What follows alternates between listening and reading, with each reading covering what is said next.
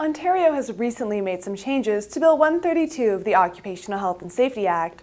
On September 8th, the bill was amended to include an updated definition of workplace harassment that now includes sexual harassment. Some new provisions regarding sexual harassment programs and investigations were introduced as well.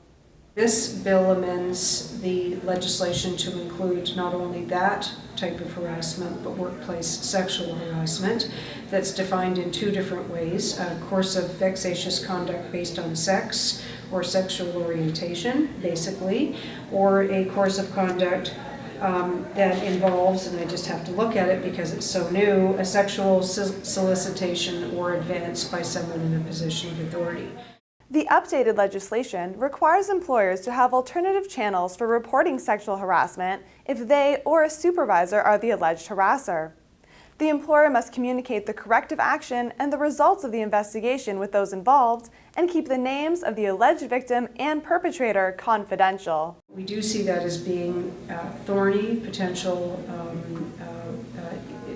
this whole area is being potentially problematic because we expect that there will be demands in certain workplaces for information. Complainants may be demanding information. Bargaining agents may demand information.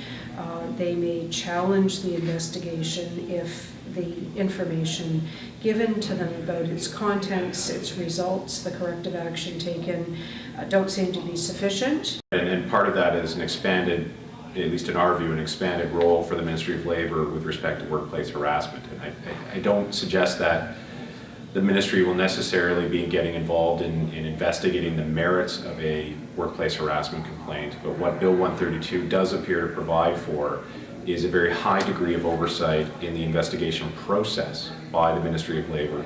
Even though the Ministry of Labour will be playing a larger role in workplace sexual assault cases, the role of the Joint Health and Safety Committee doesn't have to grow. The bill also states that it's not mandatory for sexual harassment reports to be handed over to these committees, but they can be if the employer would like.